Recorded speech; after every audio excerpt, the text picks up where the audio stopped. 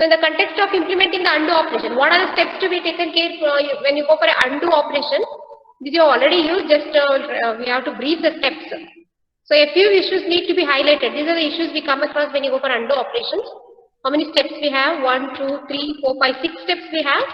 The first step here, single level undo versus multiple level undo. See, you go on typing, you go on do some changes in the document, right?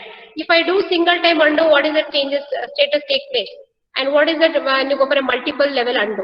So that is the difference you are supposed to write here. What is the problem with respect to this? So a simple form of undo is when only one operation.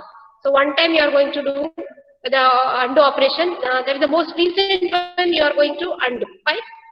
So this is relatively very easy. Fine. Since we can afford to simply clone the model before each operation and restore the clone to undo. This you would have checked. Only one time if you do, the recent one you are going to get it. So whenever you go for multiple, what is that? That will be explained in the next step. So undo and redo are unlike the other operations.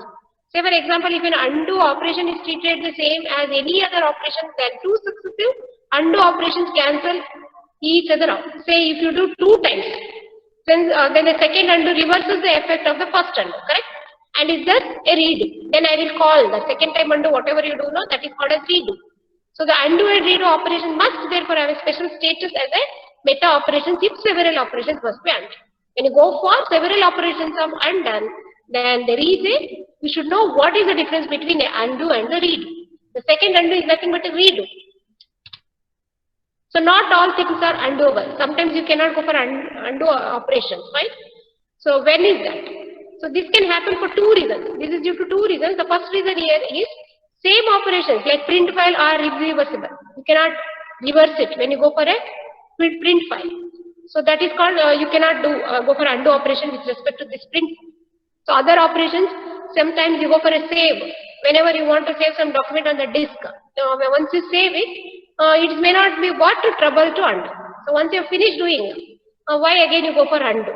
So if at all if you do that, then there is a overhead. Fine. So blocking further undo or redo operations. So it is easy to see that uncontrolled undo and redo can result in meaningless requests.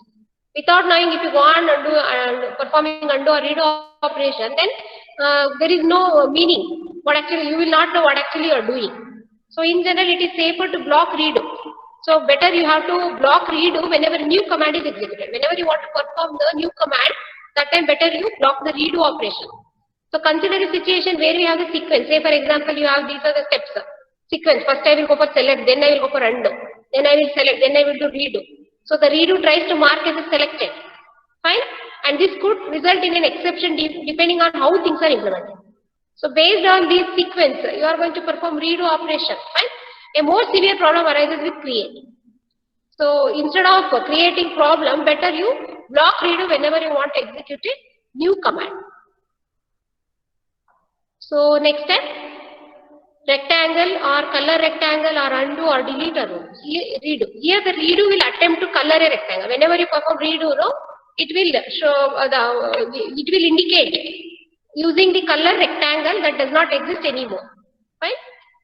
Solution should be efficient. This constraint rules out naive solutions like saving the model to disk after each operation.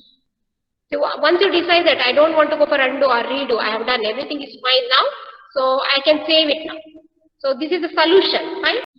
So first you are creating a stack for storing the history of the operation. See, because you can't remember. So whatever you have done now, that you the steps, what is the change you have done, that you store it on some stack. So if whenever you want to that means like push and pop operation you are going to perform here. So for each operation, define a data class that will store the information necessary to undo the operation. Say for example, you will add the label, you will draw the line, draw the circle. Once you finish doing each of these, while storing onto them, you are going to add item names in the class. Draw line, draw circle, all that. So implement code so that whenever any operation is carried out, so for each of these items to be drawn, you are going to write the implementation part. The relevant information is packed into the associated data object. Separately, you can save it onto some container. That is called a stack here. That means you are pushing onto the stack. So implement an undo method in the controller that simply pops the stack. So whenever you want to check what is the operation you have done, you can just go for undo operation. that will simply pop whatever you have already stored now, that you are going to pop it from the stack. I think in the microprocessor or microcontroller you would have studied push and pop instructions, right? So decodes the pop data object and invokes the appropriate method. So whatever you have already pushed now, that you are going to pop it, and you are based on that you are going to invoke the method, then you are going to extract the information, then you are going to perform the task on undoing the operation. So implementing undo operation, I have some small set of code for this. So define a class name as line object. So you need to define the line name here, line. So get the details of the line, I mean point 1, point 2, whatever. Then return that. And now you are going to assign the line values to the line. So these are how to draw the line that is represented with respect to undo operation here. I have a class name, main class name stack object, because you are going to push whatever the operations you have performed onto the stack, right? So here variable name is undo. Undo means the push operations is done with the controller will perform the push operations, right? So I will inherit the stack object. This is abstract class. I will inherit this abstract class into concrete class. This is a parent class. I have a children class named line object. This is called as concrete class because I need to whatever the controller will perform the job now. That implementation part is added here, fine. So here variable name, I to draw the line I am taking as an example. So variable name is line, the return values with respect to this controller will perform. The implementation part is done with respect to undo operation. So what is that it will do? It will define the line object, undo operation is done. Whatever you have, first time you have assumed that you have pushed, that you are going to pop it. While popping you get the line details. So that is the return value sent to the stack object. So line object will send the result of these controller actions to the stack object. With respect to which operation? Undo operation. So here very important, you need to specify undo as a variable name here. The same thing whatever you have done here, that the user UI context is shown in the next one. The command class, the name of the class is command here. So undo means some boolean expression you are going to execute. Redo also some boolean expression and execute. Initially it is null. But once you perform, draw the line, whatever point 1, point 2 is shown.